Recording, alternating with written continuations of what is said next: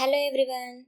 Welcome to our presentation on performance of Indian stock market in financial year 24-25. This is an end-to-end data analysis project. Stock markets are known for their dynamic nature, volatility and uncertainty. Understanding stock market requires not only the domain knowledge but also data interpretation and analysis skills. Driven by our interest in stock markets and to demonstrate our data analysis skills, we took up this challenge to answer how did the Indian stock market perform in the financial year 24-25 in this video. Hey everyone, before we get started, just a quick disclaimer. This stock market project is created purely for educational and informational purpose. We're not giving any kind of information advice or recommendation to any stocks, company or financial products. So, this is not a tip or suggestion to invest. Alright, before diving into the exciting world of the Indian stock market, let me introduce ourselves. This is our team. I am Amit Jena, and data analyst and designer. She is Akshitha, and data analyst. And this is Lakshman, and data analyst. Thank you, Amit. Hello everyone. This is an end-to-end data analysis project. Usually most of the data analysis projects come with ready-made datasets and predefined questions. So they start with cleaning and transforming the data, followed by analysis and visualization and presenting the insights. However, an end-to-end data analysis project begins with defining the objectives and scope of the project. This helps the analysts to know what data to collect and what data to discard. It also sets the goal of the project. It also helps the audience to understand what they are looking for. After the objectives are defined and the scope is set, we start collecting the data, the required data. After all the data is collected, it's still not compatible to directly analyze and visualize, and therefore we have an intermediate step of data cleaning and transforming. So in this step, we usually clean and transform the data so that it becomes compatible with the analysis and visualization tools. In this project, we used Power BI for both analysis and visualization. After analysis and visualization, we present the findings or the insights we extracted from the data to the audience. So these are the 5 steps involved in an end-to-end data analysis project. Now let's get into the step 1. The first step of the project is to define our objectives. The question we are trying to answer in this project is how did the Indian stock market perform in the year of 24-25? But the answer is different to different observers of the market. The audience we are presenting our project to are the generic audience who ask the same simple questions we asked, or the professionals working in the field of data science who can understand our work and provide critical feedback on our skills. We have defined our project objective and scope, keeping them in mind. We broke down the earlier question into specific set of questions. Together, these questions help us define the scope of this project and offer a well-rounded view of how the Indian stock market fared in financial year 24-25. These questions cover different aspects of stock market like the stock indices, macroeconomic indicators like GDP, inflation, FII and DII activity, and IPO environment. These questions also help us overcome roadblocks that possibly occur in subsequent stages of our project. And for answering the 6 questions, we need data. We started looking for reliable sources platforms such as the National Stock Exchange and the Bombay Stock Exchange. The NSE gave us great information including open, high, low, close data, P by E, P by B ratios and dividend yield. On the other hand, the BSE had limited data. It didn't offer some key details like market cap, beta, volatility and more, especially as on March 31st, 2025. We also explored FII, DII investment and IPO details. The data was either missing or too limited. To fill these gaps, we turned to alternative data sources. We collected FII, DI from Grow and IPO data from Money Control and Capital Market. But there is a catch. The data came in all sort of formats and sometimes lacked consistency. So while we are have the data, we could not jump into straight to analysis.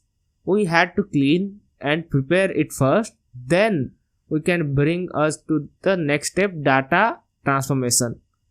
Now that we had all the data, it was time to clean it up and make it usable. Because our data come from multiple sources in different format and structures, we need to follow a clear ETL process. And ETL stands for extract, transform and load. We use tools like Power BI, Python in this ETL process. We gather all the data from all platforms, and this was the tricky part. We had to clean the data, missing values, and standardize the date and number formats, and also resolve inconsistencies. For one example, we collected IPO data from two different sites and its company names are written differently across two tables, which made it hard to combine the data. So we used text processing in Python to match and clean those entries. And once everything was neat and clean, we exported the final data into CSV or Excel files, which we then imported into Power BI for analysis and visualization. One important lesson we learned: data work is rarely linear. Many times we thought that we had enough data, but during the cleaning process, we found gaps and errors. Or during analysis, we discover new angles that needed fresh data or new data. So we go back to our collection phase again and we collect again a lot of data. So it was a continuous learning loop, a mixed challenges and discoveries. And it really showed us like what the real world data feels like. Here is a complete data we used for our analysis and visualization. You can see all the tables along with their respective column names. Now that our data is clean and well structured, let's move on to the next exciting part of building Power BI dashboard and uncover some valuable insights. Now we are going to see the Power BI dashboard.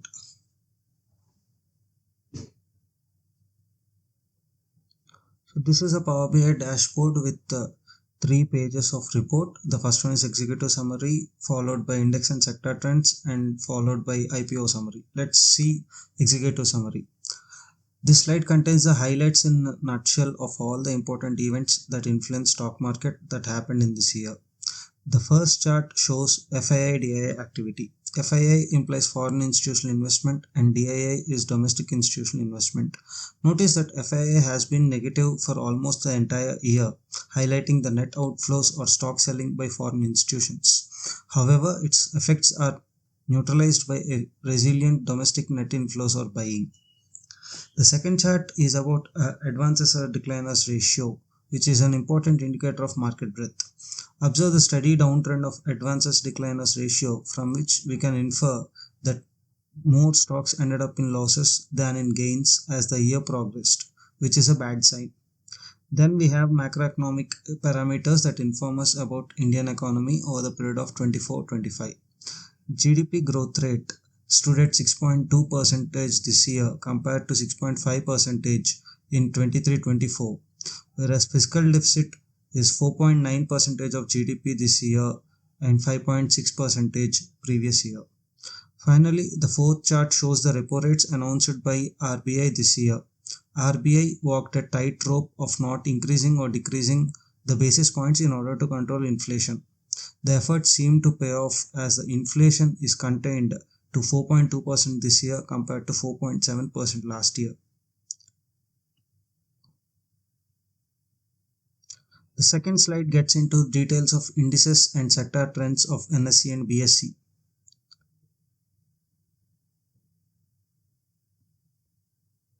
The BSE Sensex closed at 77,410 points on year end with 4.59% growth.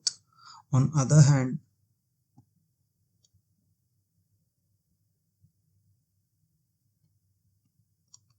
On the other hand, Nifty 50 closed at 23,520 points, gaining by 4.71%.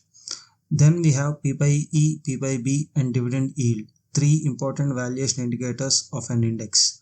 In simple terms, higher the P by E or P by B ratio, overvalued or overhyped that stock is. P by E and P by B of Nifty 50 are 21.37 and 3.48 respectively, whereas that of BSE Sensex they are 23.20 and 4.05 respectively.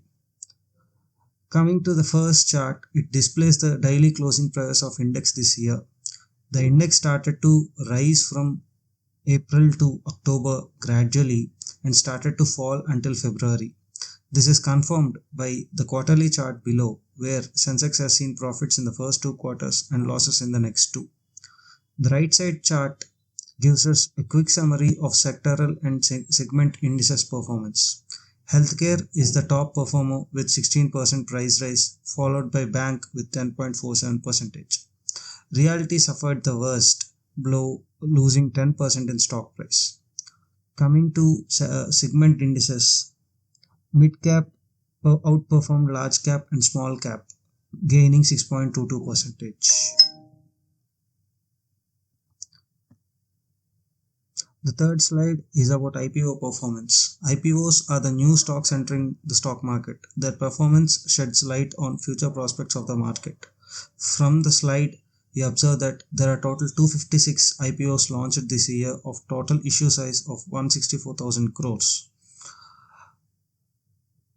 The average issue price is 180 rupees, and the average list gain and average long-term gain overall are 40% and 32.94%. Among the 256 IPOs, there are 72 main board IPOs and 184 SME IPOs. The four bar charts shows us the leading 5 IPO stocks with respect to the list gain percentage, long-term gain, and long-term gain percentage. The top right chart gives us the frequency distribution of IPO subscription rates, and the bottom right chart shows us that the list gain percentage and long-term gain percentage are positively correlated, which means the stocks that tend to gain on listing day may tend to gain on longer run. A lot more insights are present in the dashboard, but owing to time constraints, we limited our presentation here. In case if some terms are too much to understand in the presentation, we advise you to refer to our documentation. Please feel free to go through. Thank you.